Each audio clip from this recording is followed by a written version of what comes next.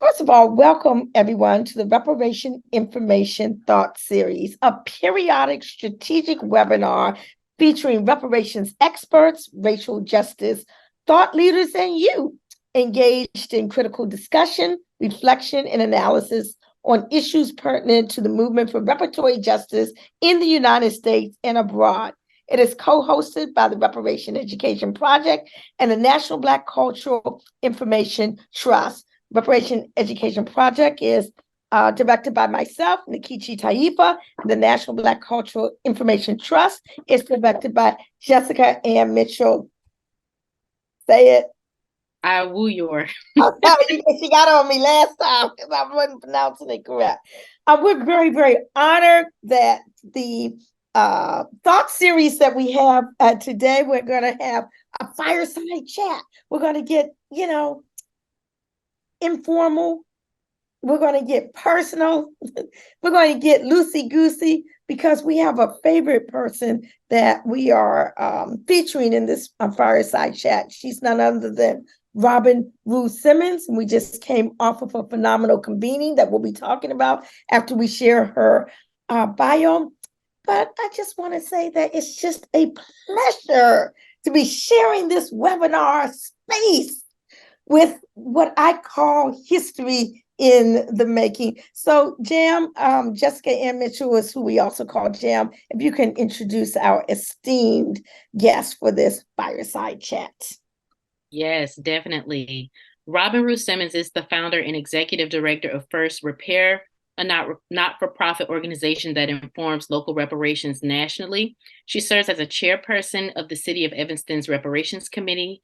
Rue Simmons is the former 5th Ward Alderman of the City of Evanston, Illinois, where she led, in collaboration with others, the passage of the nation's first municipally funded reparations legislation for Black residents, which began disbursements in January 2022.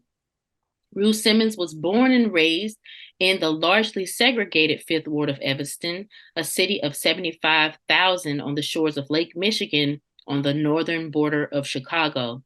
She laid the foundation for her life's work in 1998 when she became a residential real estate broker.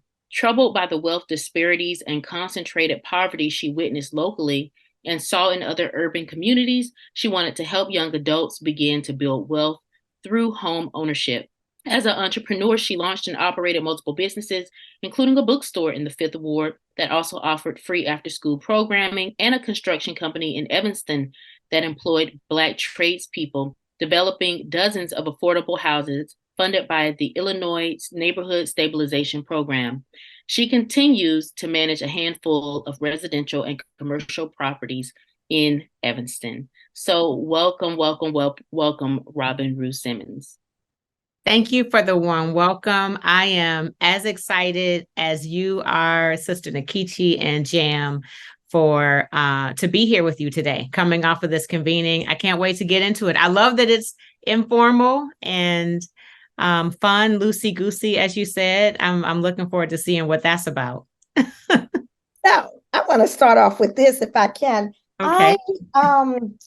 We titled this fireside chat, Robin Rue Simmons, the Rosa Parks of the Reparations Movement.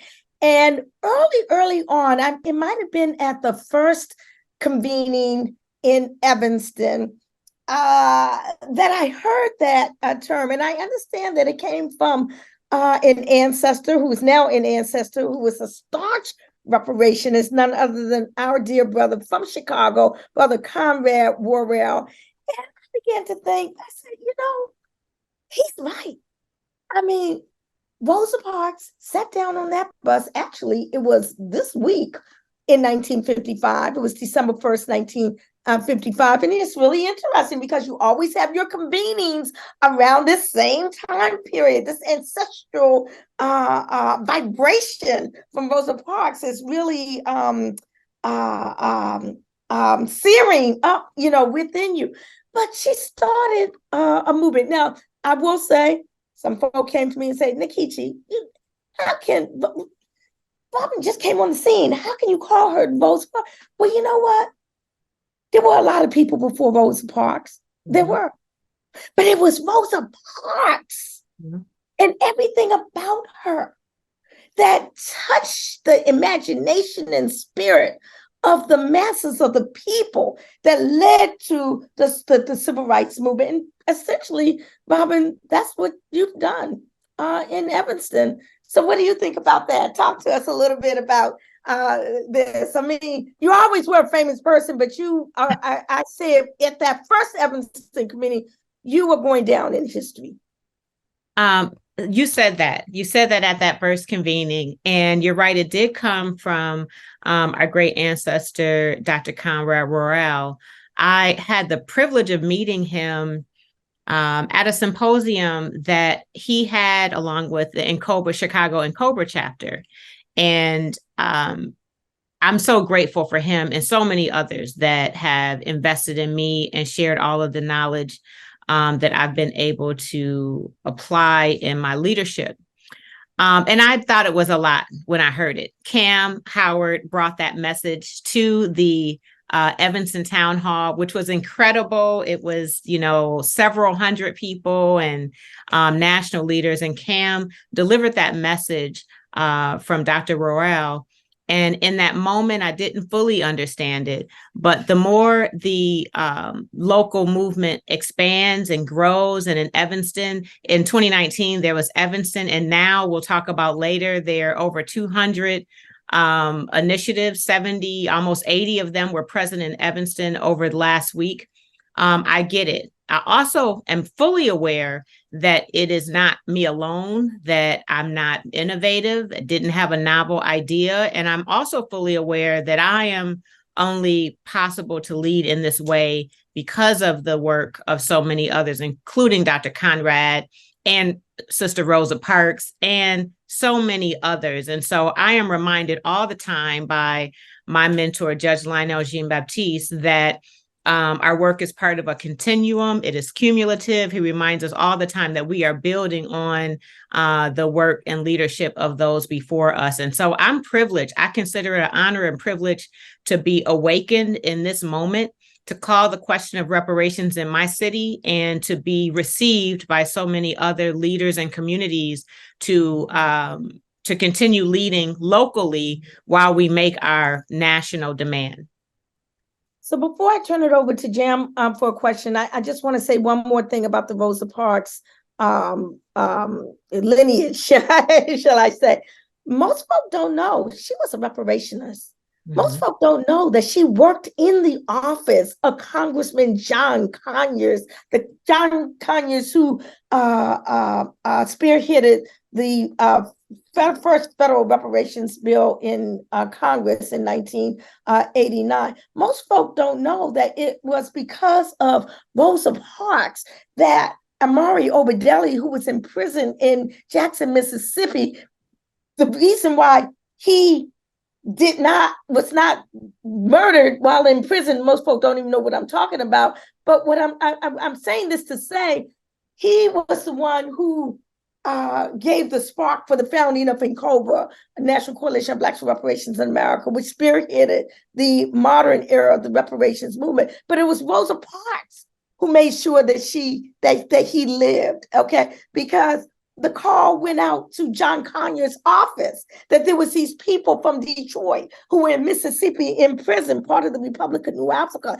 And that call went to Rosa Parks because she was working in his office, and she made the phone call to the Hinds County Jail that basically saved their lives. So it's just interesting, these dots that connect all the way through. So I love the lineage, we're going to call it. Right. Folks like to use that term.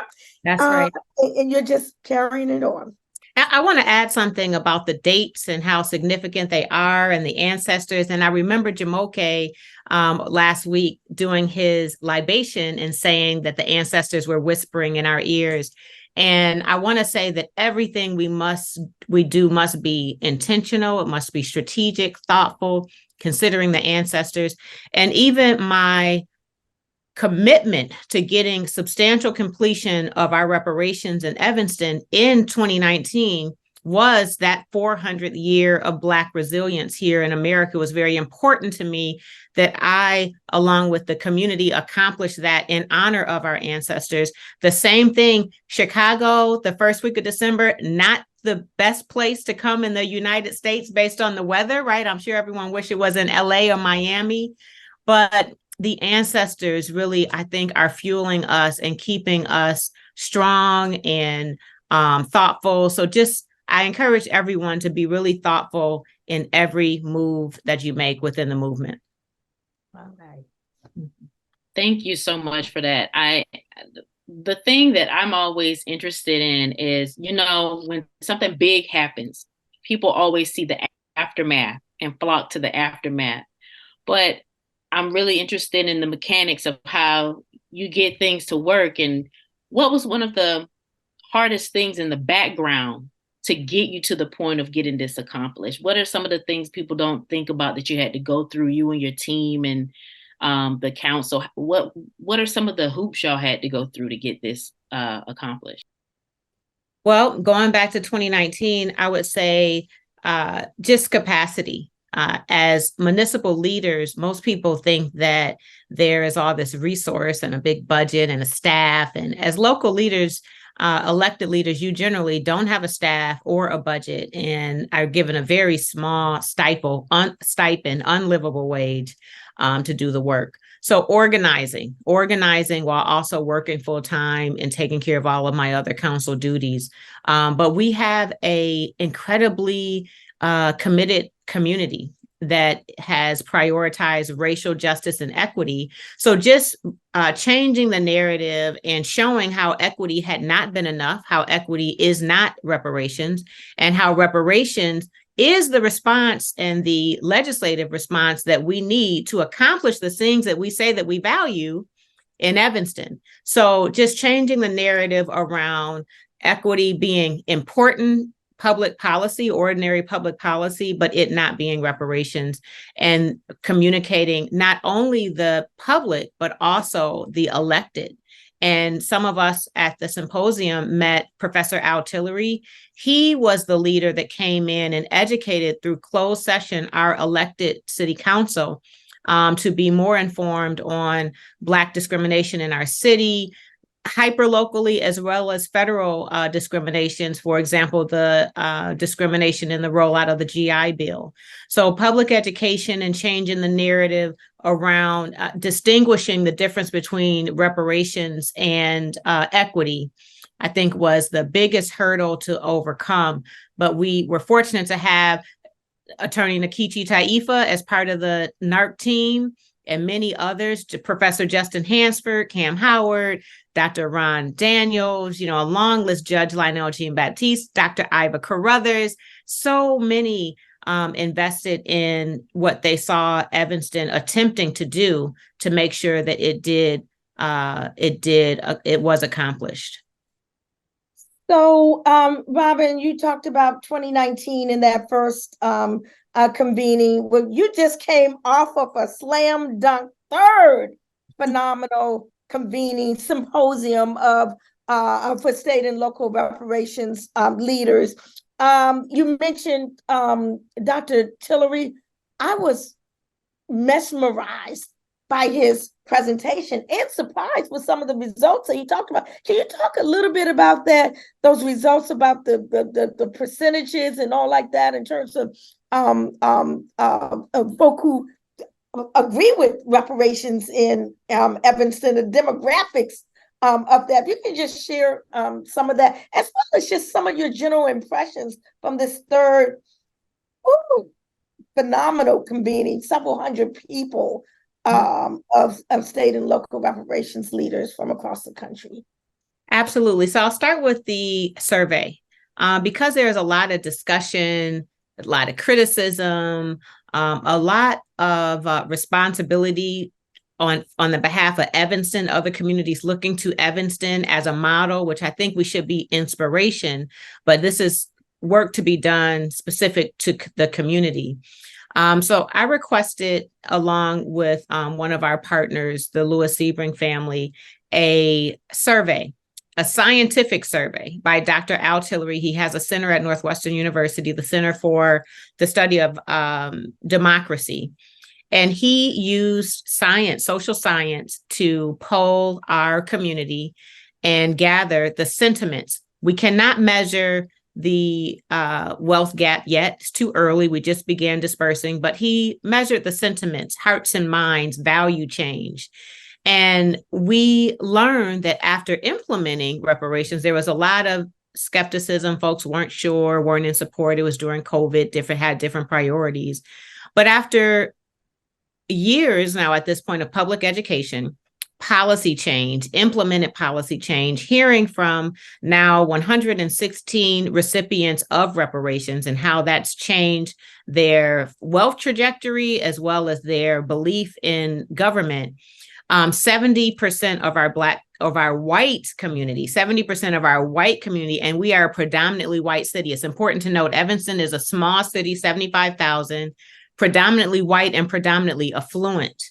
And after years of public education, I must lift up our interfaith community for playing a very important role, our synagogues and temples and houses of worship. 70% of the white community is in support of reparations as public policy. Every demographic in our city had a double-digit percentage increase in their trust with their local government because of the commitment to reparations. We saw the Black community in support by, I believe it's 63%. Of course, I want it to be 100%. There is something to note in the timing of the survey. It was before we expanded our reparations benefit to include cash as an option.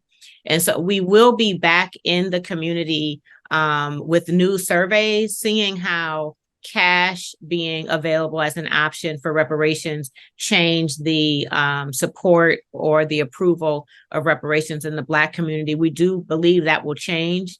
As everyone knows, it's been widely reported that the initial reparation benefits were limited to building wealth through home equity, which is incredible. And still, even with cash being an option, we have many people choosing that as their option for reparations. But we, through many legal memos from the state and federal level and other consultants and experts, we have moved forward with confidence that we can give cash benefits as an option. And we've been doing that starting this year. So about the symposium. The symposium, it was incredible. I'm still feeling the love. Social media is on fire in the responses. What I love most is the intergenerational thing that happened that we're not seeing it enough. And so if you go to our Facebook account, First Repair on Facebook, you'll see young folks, you'll see hip hop, you'll see the language, the culture, really sharing their commitment and their interpretation of reparations. And that is, I think, the biggest win, because I've come into the movement as one of the younger people. And folks, I'm a grandmother, okay? I am not young at all. And to see true young millennials and younger in the movement was exciting, but also just the community. I've heard that it's a boot camp. I heard it's a family reunion. I've heard that it is a symposium is what it is. There's a huge sort of intellectual component to it. I've heard so much great feedback, and we had, it closed at 226. So I reported at the conference that there were 200. We did close registration at 200 with many, many more trying to get in, but we did take an additional 26 on site. So we had 226 participants. We had 33 speakers. We had 80 unique reparations initiatives. So that's municipal, state. We had institutional, like DeSLU, led by Robin Prouty. We had Detroit and Asheville and Amherst and Chicago and, San Francisco. The list goes on. I'd be here for a long time. But it was a huge, huge success. We celebrated 50 years of hip hop as our social. We have a social every year. And we had Alaz Muhammad. You want to look this brother up. Yes, he was our archivist.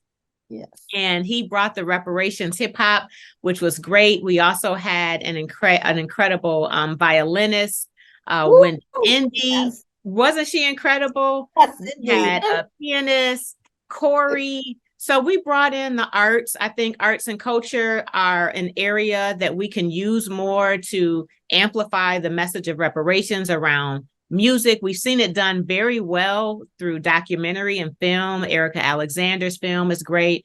But I would love to see more in music and poetry and arts, public art and so on. So we were able to experience that. We also prioritize wellness, which we're learning to do more so than we have in the past. And we had a wellness room where you could go and get a chair massage, and we were giving out essential oils and things like that. Everything open with, libations. It was just incredible. The speakers, the knowledge.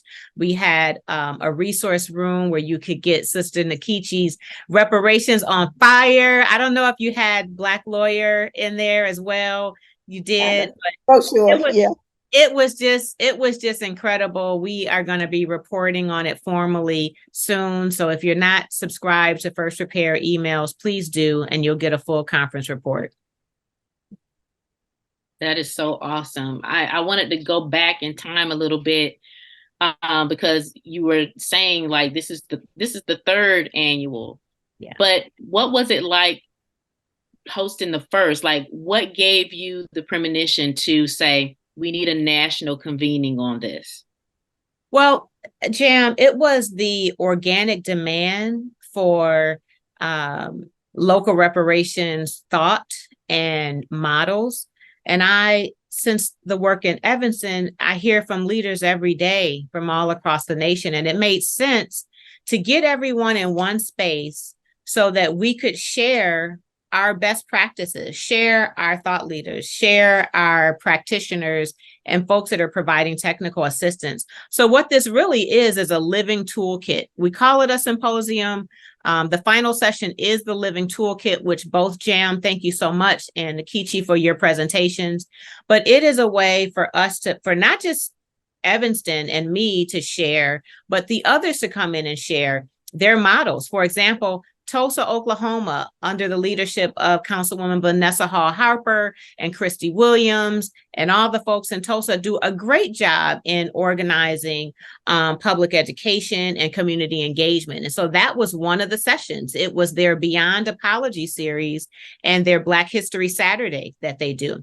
So that was the motivation, to just get everybody in a spot and learn and share together. That's the real values of the symposium, is learning and sharing. And so that first year in 2021, it was much smaller. It was held at my church, which gives you an example of how small it was.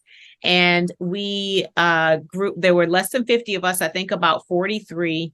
The following year, we had in the 70 range. And again, this year it's grown. And so we have a decision to make, really. Do we fight for more resources to have more attendees? I think so. I think as much as there is demand, we want to respond to it. And that's something that we'll look at next year. But this year, we had many that were sponsored. We had about 65 of the guests whose hotel, airfare were all sponsored. There were no conference fees and all meals included. And it's pretty expensive. And we don't want to limit it going forward. So we're going to try to figure that out. I think how we do that is with partnerships with you all, for example. So let me go on a slightly different track, if I can. We know that you're doing the local work and advising states and other jurisdictions, but you've been on the global front as well. And I know you had to have visited Elmina Dungeon. I'm not going to call it castle, the door of no return, because no one can go to Ghana and not go there, So I'm just curious. What did you feel like? I don't know if that was your first time in Accra or not, but whether it was or not, what did you feel like standing at that door of no return, that last edifice that our ancestors stood on before being forced into the slave ships? I still don't have the words, but I'll tell you this. Before I was able to go to Accra, the summer before, after getting my African ancestry DNA, I learned that my foremother was from what is now Guinea-Bissau and from the tribe of Balanta. So I was able to travel there just after my term was up on the city council and visit the village, the tribe in which I share ancestry, and go to the equivalent door of no return in Guinea-Bissau. And so I had my first experience there, right on the shores, was able to actually get in the water. And it changed my life. It changed my understanding of the work that we're doing. It changed my conviction. It changed my values. It changed the way I interpret really everything, to have that spiritual moment. And it's a spiritual moment. There was no new knowledge that came in. It was like a spiritual deposit into my being, every piece of me, that evolved my thought and deepened my commitment to the global Black community. I've hoped that everyone is able to have that experience. And I can't say enough or more about what it's done for my life and how it has improved even my leadership. Thank you for sharing that perspective. We're going to half on the hour. Nikita, you think it's okay to go on to Q&A, or do you have any other questions? I have one question before we go to Q&A, if that's okay. You were giving me some advice before we opened up the Zoom room, and it was very important advice in terms of how we need to take care of ourselves and learn to say no and things like that. I'm just curious, what keeps your engine running? Okay, what keeps you going? And how do you deal with that balance between the demands of work and family and self-care of yourself? How do you weld all that together? Because you seem to do it quite beautifully. Yeah. Okay, so I'm just kind of curious how you do. I appreciate it. It came with some hard lessons. It came with complete burnout and physical sickness and mental exhaustion and self-care, and also clinical therapy. I'll be real transparent with you. And I evolved out of that space, prioritizing boundaries, which I had set none. I had never said the word no before. And I realized through the help of some loved ones that I am no good for the movement if I am not well and I am not my best. And so we work really hard. And what I've realized is that sometimes we're in a sprint, like we're in a season of grind, right? But you have to pause and rest. And so at First Repair, for example, we take the last 2 weeks of December off. When the team is beat up and burnt out, we pause and may have a spa day, for example. I personally, my self-care includes live music and aromatherapy and time by large bodies of water and forest bathing, which has nothing to do with being naked in a park, okay? Because if someone says, what is that? But just time in nature. And you can even do that in the inner city. Just find a forest preserve or a park, just connect with nature, trees and water and so on. And then people that I feel safe around, that bring me joy, that make me laugh, that nurture me, and I nurture them back. That's going to be my family and my closest friends and loved ones. That's what I do. And so we should all know when we're getting there, when we're getting exhausted, and we burn out, and whether your response to that might be you're irritable or you're tired, you can't start yawning, or you're physically ill, pause, take the time and space that you need to pause so that you could show up better and well. And I'm fortunate we share a partner in Liberation Ventures who is a funder that prioritizes that. And I have so much appreciation for them in doing that. Yes, indeed. Thank you so very much for that. And Yeah. I'm trying to step into that path. So Jam, just go in and start with the Q&A. Sure. I'm gonna go up a bit. So Kabibi asked, what should be the strategy for confronting states seeking passage of legislation prohibiting reparations? And for context for everyone, I believe it's a Florida senator that is trying to Florida, Texas yeah, it's spreading. ban legislation specifically for descendants of slaves for reparations. So that's currently what's happening. Yeah, you're right. So it was just actually December 1st, if I'm not mistaken, the Florida assemblyman made the introduction, but it was June 23rd of this year that a Texas congressman did the same thing. So there's currently House Bill, I believe it's 4321, you have to look it up, but introduced a no government bailout anti-reparations bill that would prohibit us from doing the local work that we're doing. And it would, for example, our communities wouldn't receive COVID dollars, possibly, or ARPA funds, possibly CDBG funds. These are funds that our communities rely on for life, health, and safety matters, all human services related. And so the strategy is to educate the community. I think the strategy for almost everything is public education.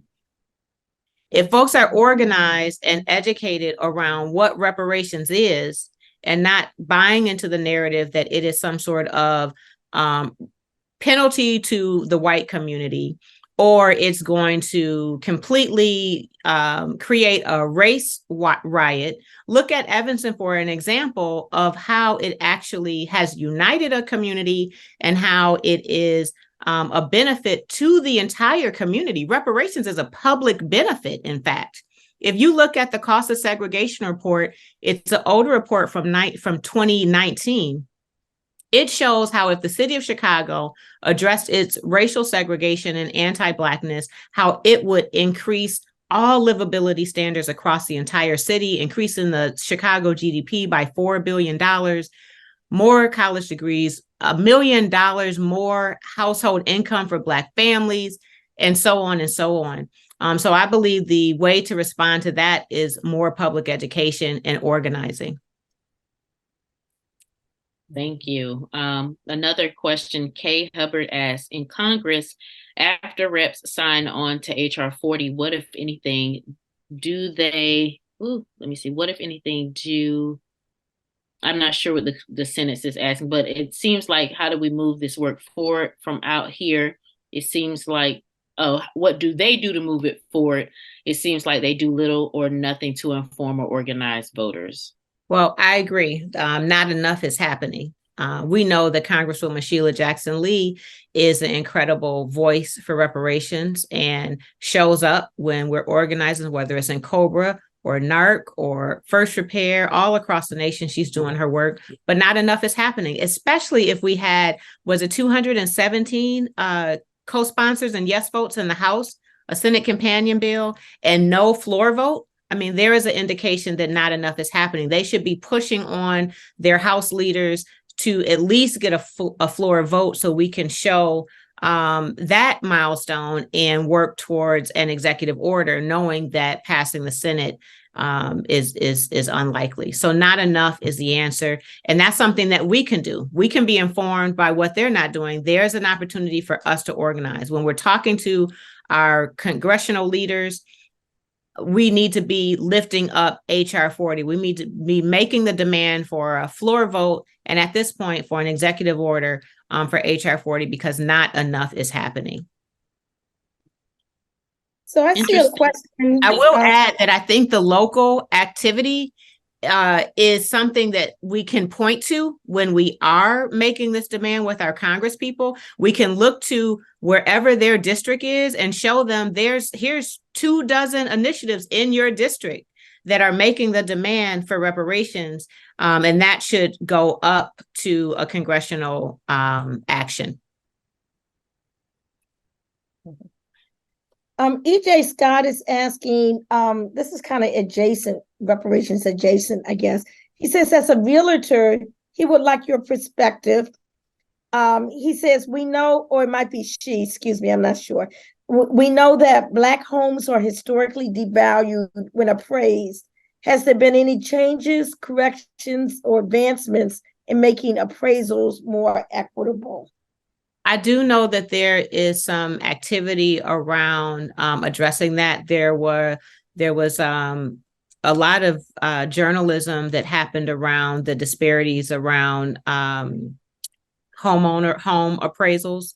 And I can't give you an update, but here's my recommendation: that you follow up with NARAB, which is the National Association for Real Estate Brokers. It is the nation's longest serving Black real estate trade association, and they fight for housing democracy for the Black community. There are member chapters all across the nation. So depending on where you are, there's going to be a local chapter.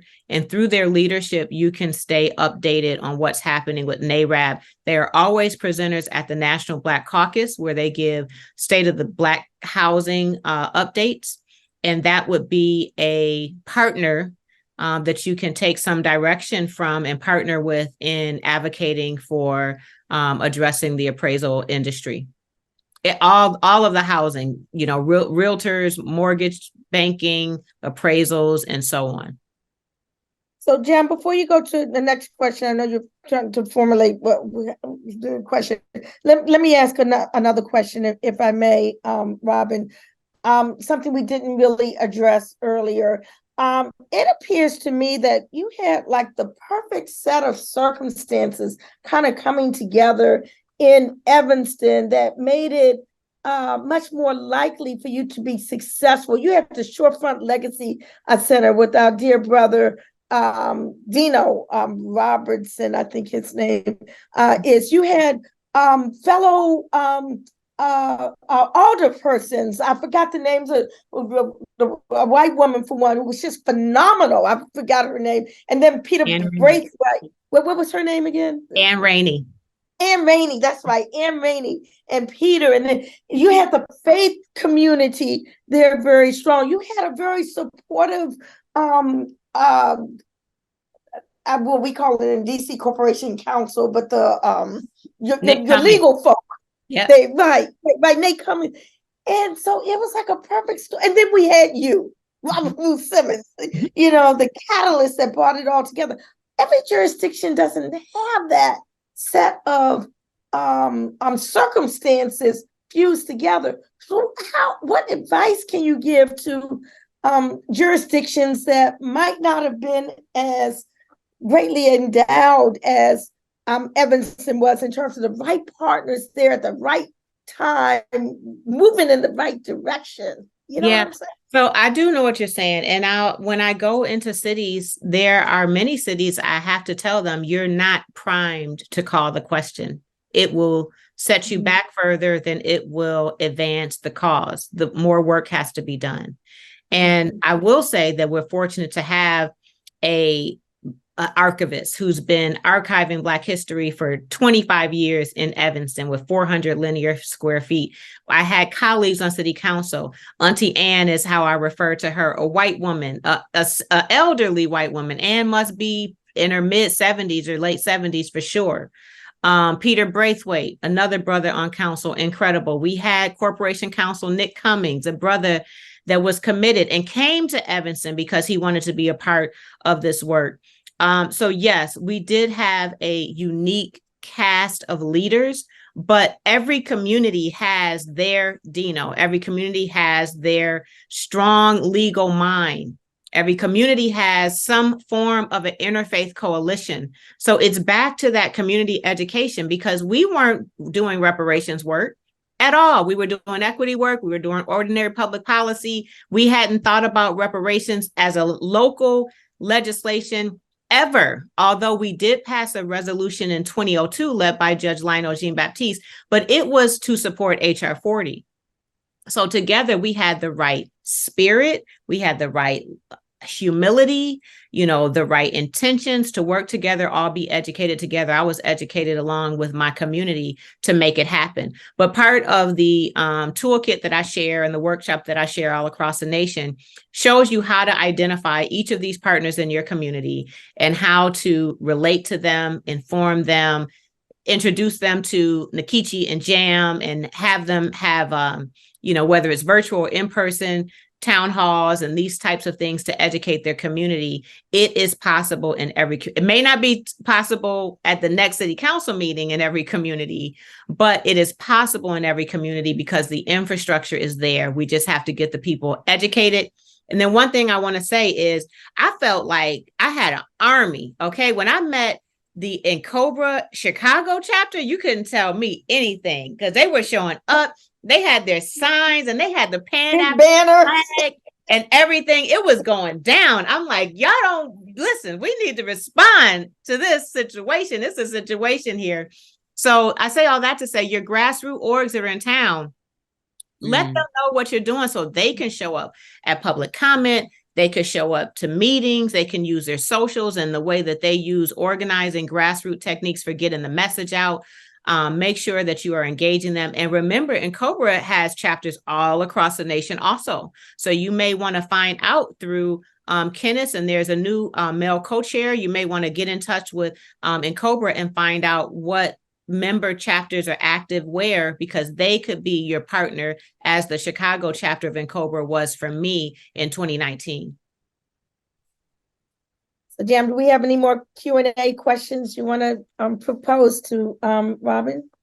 Yes. This one kind of goes back to what we were discussing earlier. How can reparation efforts work in tandem with other Black liberation and healing efforts? For example, environmental justice, violence prevention, home ownership, etc. They're all a reparations matter. I mean, if we are looking at a comprehensive reparations goal, right? We're looking at 5 components to full repair. Then environmental justice falls in there, police reform falls in there. And so it's not, they're in tandem. They complement one another, and they are a reparations cause. And so one thing that I love I'm seeing develop is housing and democracy is getting that this is a housing democracy is a reparations matter. And we saw that with the presentation from Tanika Johnson from the Folded Map Project, who was an artist turned housing advocate turned reparations leader. And it's the same thing with me. I have to be really honest. I wasn't fighting for reparations. I supported Rep. John Conyers and HR 40 and, but I was not a reparationist until I had 20 years of public service fighting for Black empowerment and liberation and 2 years on the city council, seeing what's possible. We can actually pass a reparative justice legislation. We can name it reparations and we can give reparations by way of cash and other benefits. I evolved to that. And I think that we need to show environmental justice workers and police reform and everyone that's working on a matter that impacts the upliftment of Black folks, how reparations is the legislative response. There's no other way we're going to get there other than reparations. And on that note, we have a question. How can you counteract the negative attitude some may have towards Black people receiving reparations? Some saying Black folks are financially responsible for reparations. Some saying the U.S. has too much debt to support a federal reparations deal, etc. Also, could free college be part of the reparations agreement? So yes to free college is recommended probably in every city that we're in. It was a recommendation for Evanston. The thing we have to remember is that when we're putting together our reparations proposals, we need to be careful that we do it within the purview of the institution that we're passing the reparations. So in the case of free college, Northwestern University is here. Northwestern needs to be committing to reparations. The city can't enforce that, is the response to that last question. The negative narrative, what was the question about the how do you respond to we have too much debt for a federal reparations plan, or we're going going to be financially responsible for our own reparations plan, that kind of negativity. Okay, well, I'll say this. There are many, many ways that we can point to how too much debt is not the response to the emergency of COVID or whatever else. We came up with the money for the immigration crisis. We came up with the money for dozens of, and I can't wait to Professor Cornell Brooks from Harvard releases his study that shows all the ways the United States government pays reparations to harmed communities in this nation, just not the Black community. The 9/11 panel, I forget what the formal name of it, Jam, you probably know, 9/11 victims and their families received reparations. There's a long list of the ways the government figures out a way to finance it and fund it, and it's not a matter of fiscal irresponsibility. But when it comes to the Black community, somehow it's unimaginable and unattainable. And it's just not the case. We have to continue putting that in the face. Well, what about this response to our border issue? What about this immediate and appropriate response to the pandemic? Why can't we use some of those strategies and techniques and that level of commitment for the Black community? And more public education has to happen, because it's not happening because we're still living in a predominantly, white supremacist sort of leadership in this nation. And until those hearts and minds are changed, we'll still see HR 40 in the same position that it is in right now since 1989. Until we do that. So that's why I love both of your organizations so much, because we cannot get enough education out there. Jam, I love your fresh approach on your Instagrams. I love just when your face pops up, the way that you're educating us. And Nkechi, I don't know a person with more enthusiasm and energy and power than you. And so I want to thank you both, Nkechi, for many, many years of service. Jam, for your innovative way that you keep us educated, your comprehensive look at reparations, your inclusive and united sort of grace that you have is just so fresh, and I love it. So thank you so much. Going back to the comprehensive part of it, I think that is what we have to focus on with the public education, like you were saying. A big part of, and I talked about this at the symposium, a big part of trying to deny us our claim is disconnecting us from the era of enslavement, and then acting like all these vestiges of chattel slavery are not right in our face. Right. So I think that definitely has to be a component of the public education. This next question, though, I think is very interesting.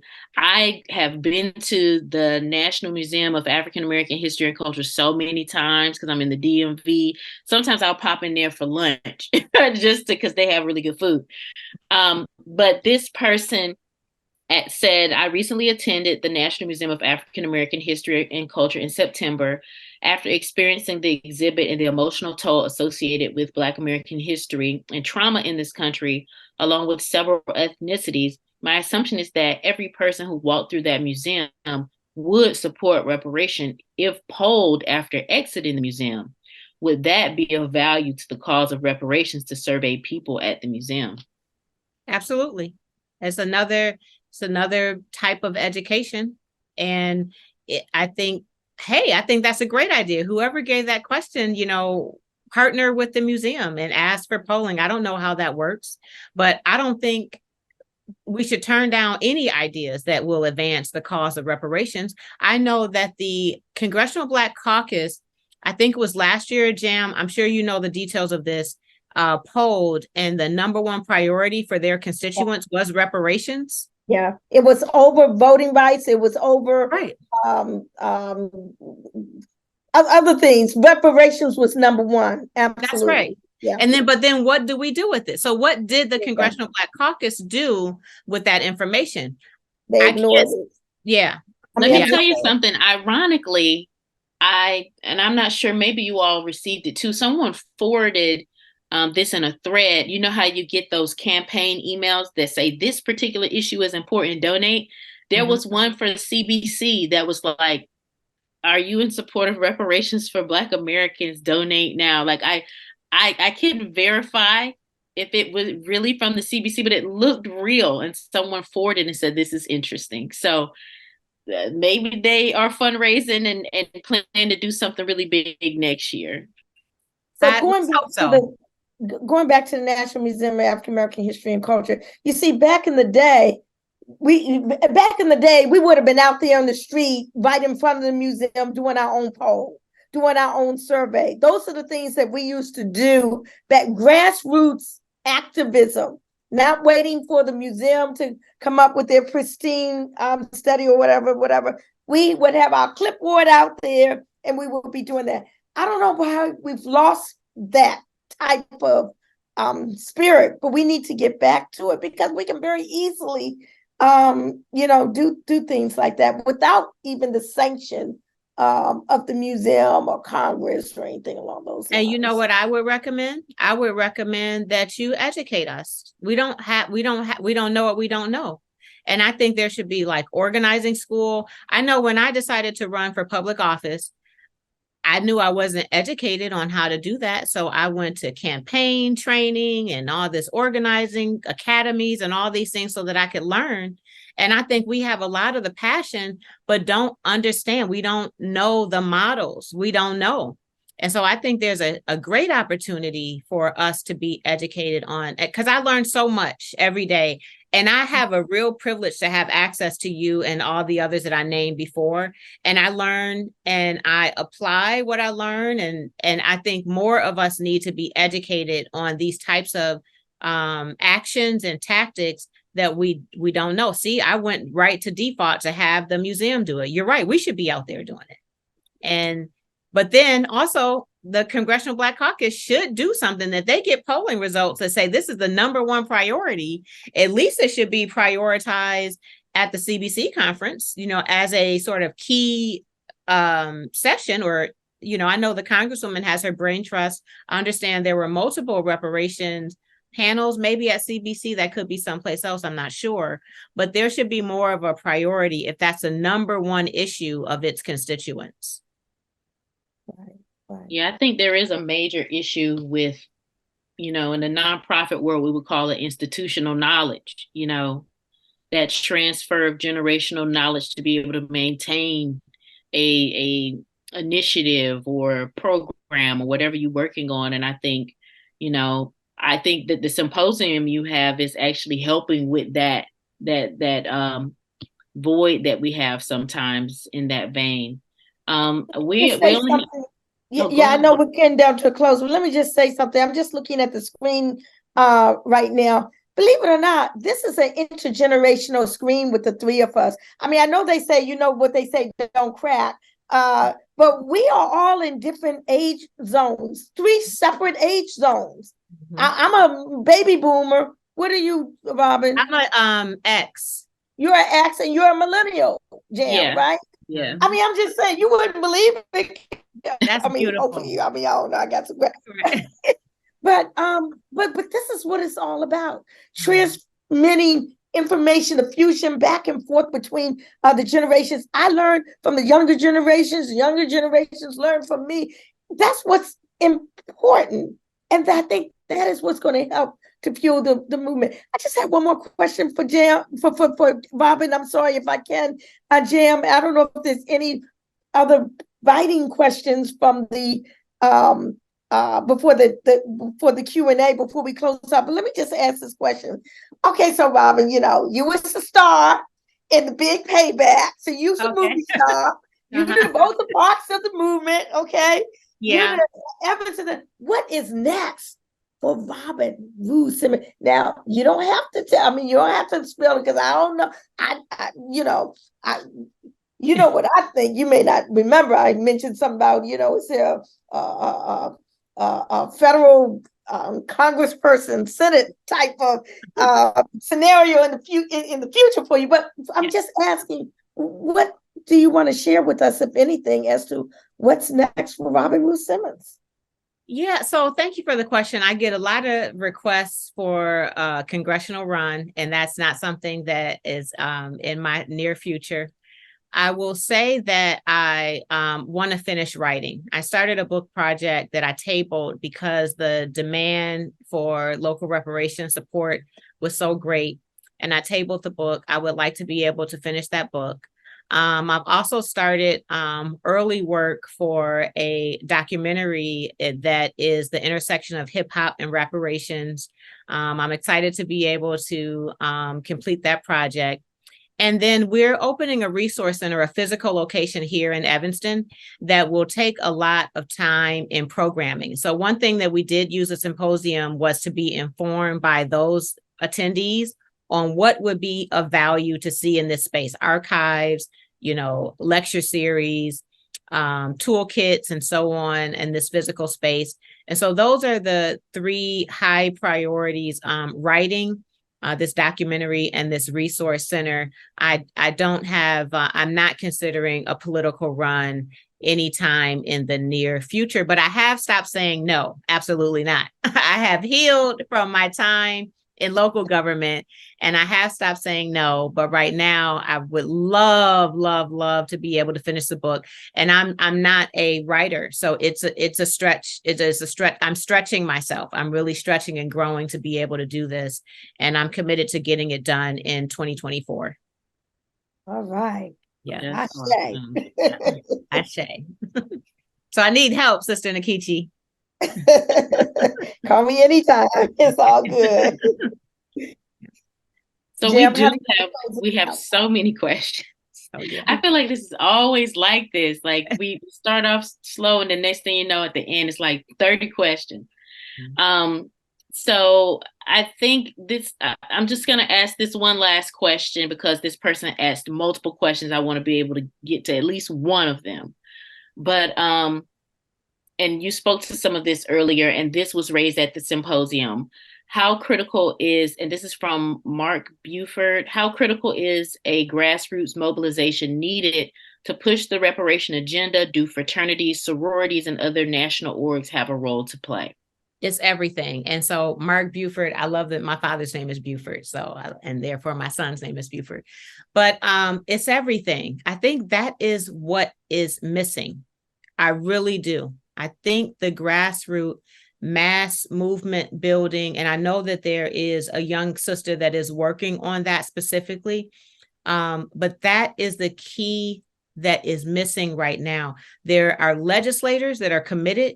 They're doing their jobs. They're getting these reparations legislations passed, but many of them are passing without any teeth or substance. Because there's no budgets, there's no plans, and there's no tangibles that's coming out of it. And it is the grassroots community, definitely the Divine Nine. And there was a leader there, Dr. Sheila Flemings, out of the Atlanta area. And she called out the Divine Nine. She's a Delta. And she called out all of the Greek community with a demand to organize and mobilize around reparations. So yes, it is everything. And I believe it is the key missing component, is enough people in the streets organizing, numbers, petitions, public comment, letters of support. Nkechi has the yard signs everywhere. These types of things I think are definitely missing. And not just the Divine Nine. The NAACP has branches all across the nation, well-funded, well-organized, professional staff. The NAACP is another. I know that our local branch of NAACP in Evanston is doing amazing work, but aren't there hundreds of NAACP branches? Same thing with the Urban League. Aren't there hundreds? Same thing with clergy coalitions and interfaith community groups and this types of thing. These are the leaders that we need to emerge more so than we've seen to get us to full repair. Thank you so much, Robin. We're going to close it out there. I'm just going to answer one of the questions. Are there any reparation education tools for teachers to build with youth advocates? You can go to firstrepair.org. They do have a toolkit. You can also go to the Reparation Education Project, and you can go to aboutreparations.com. So there's and you could also go to the Institute of the Black World 21st Century that has NARC's information. You can go to NCOBRA's website that has recent information and archived information, just so that you know there's a wealth of history available online for you to take hold of. And for everybody that asked questions tonight, I did try my very best to copy and paste most of these questions so they can be answered in future Information Thought Series. So sorry we couldn't get to everyone's questions, but we just want to give a big, big, big thank you so much to Robin Rue Simmons, coming off the heels of your 3rd National Symposium, gathering all the reparations activists across the country, hundreds coming together for this massive love and brain swell that we're going to need to move the reparations movement forward. Nkechi, you have any final words tonight? Yes, I want to say that we record all of our Reparation Information Thought Series. So the video of this will totally and completely be available. You can watch it over and over, share with your family, friends, co-workers, neighbors, organizations, and the like. And it lives on the Nkechi Taifa YouTube channel, and hopefully anywhere else anybody wants to live. So not only this Reparation Information Thought Series webinar, but all the webinars that we've done over the past year are there and available. Back to you, Jam, to just close us out. Robin, we love you. Love you. Love you. All right. Thank you so much, everyone. And you'll be hearing from us soon from the Reparation Information Thought Series. Have a good night. Thank you. Bye-bye.